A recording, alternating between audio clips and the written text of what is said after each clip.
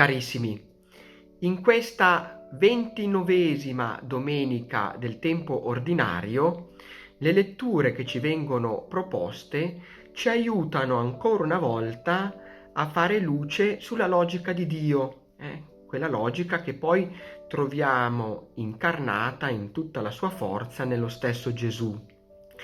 Nella prima lettura ci viene proposto un passo che rientra tra i famosi canti che ruotano attorno alla figura del servo sofferente di Yahweh. Siamo nel libro del profeta Isaia. Chi è questo servo sofferente? Ma si capisce che si tratta di un eletto, di uno scelto da Dio, scelto, eletto per una missione che è a favore di tutti, ma in modo inaspettato e veemente viene odiato, disprezzato e ingiustamente condannato. Sembra quasi che Dio si sia dimenticato di lui, che lo abbia abbandonato. E invece ecco che Dio stesso lo rialza, lo riscatta e lo glorifica.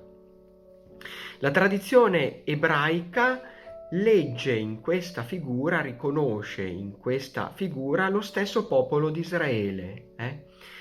La tradizione cristiana invece vi riconosce una prefigurazione di Cristo. È il Signore, questo giusto sofferente, grazie al quale l'umanità può finalmente conseguire la salvezza.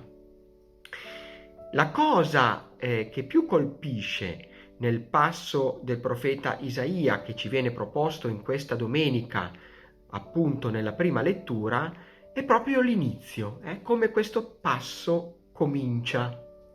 Si dice così: al Signore è piaciuto prostrarlo con dolori. Ma com'è possibile? Com'è possibile che al Signore sia piaciuto prostrarlo con dolori? Tante volte si è fatta spazio anche nei nostri ambiti, anche nelle nostre comunità, anche nella visione cristiana stessa, l'idea che Dio prediliga la sofferenza o peggio ancora che la possa causare, che la possa volere, che la possa far capitare. Se si va avanti nella lettura di questo passo, però, si capisce che le cose non stanno così. Le cose funzionano diversamente.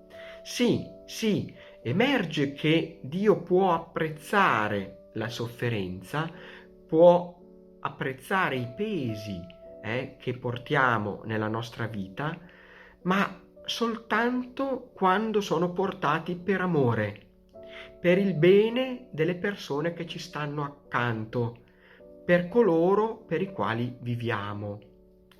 E può apprezzare la sofferenza non in quanto tale. Dio non apprezza mai la sofferenza, il dolore, il male in quanto tale, ma per la vita che può generare, quando può essere fecondo, quando può germinare in vita nuova, quando può portare in seno germi di vita. Tutto questo ovviamente è evidente in modo particolare nel caso dello stesso Gesù, lo sappiamo. Gesù, proprio in forza della sua passione e della sua morte, ci ha aperto l'orizzonte della risurrezione, di una vita nuova che non ha più fine. È quello che viene ricordato, che riecheggia anche nella seconda lettura che ascoltiamo in questa domenica. È un breve passo attinto dalla lettera agli Ebrei.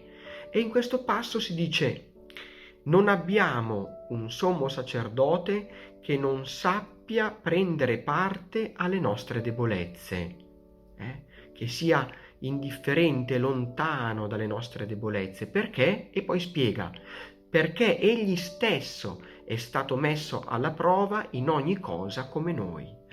Gesù stesso ha sperimentato le debolezze, le sofferenze e la prova come noi, se non più di noi, se non più di noi.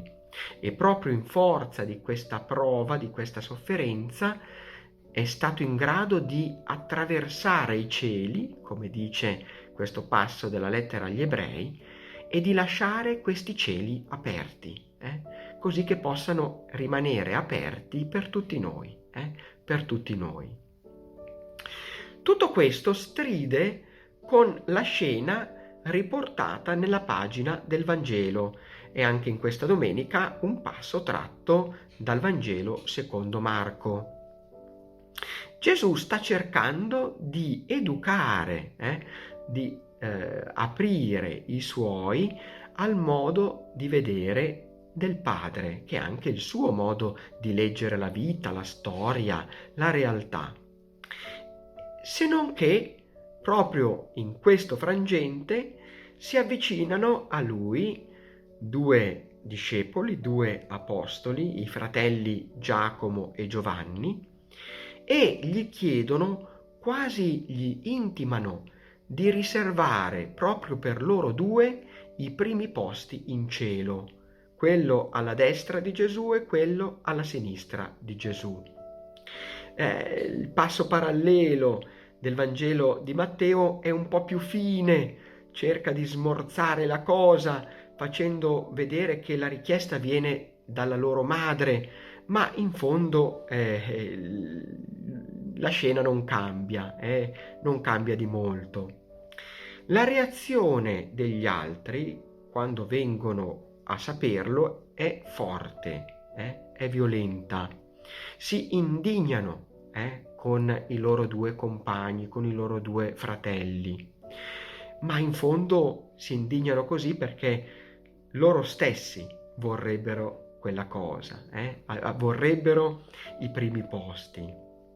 Allora Gesù ha questo atteggiamento ricco, carico di tenerezza, quasi di comprensione, li raccoglie tutti attorno a sé e spiega di nuovo a loro che la loro logica deve essere diversa da quella comune, dalla logica comune dove importante è chi è a capo, chi comanda. E lui dice no, è veramente grande chi capisce che l'importante è farsi piccoli, farsi servi, servi per amare ancora di più, piccoli per servire ancora meglio, proprio come ha fatto lo stesso Gesù con noi, e continua in un certo modo a fare.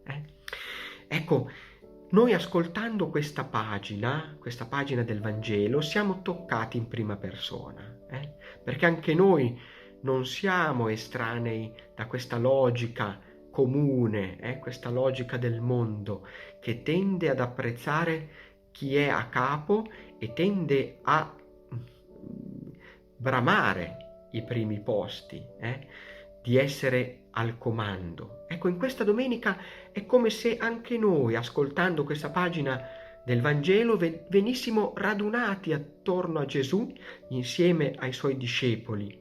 E quanto abbiamo bisogno di rimanere lì, ad ascoltare la parola del Signore, di rimanere lì ogni giorno, soprattutto quando sentiamo la fatica di farci piccoli, la fatica di farci servi. E abbiamo bisogno, quanto mai, che Gesù ci ricordi che i pesi e le sofferenze che portiamo non sono vani, non sono fini a se stessi, ma se vissuti con amore, germinano una vita nuova. Sono fecondi, fecondi per noi e fecondi per le persone che ci stanno accanto. Buona domenica a tutti.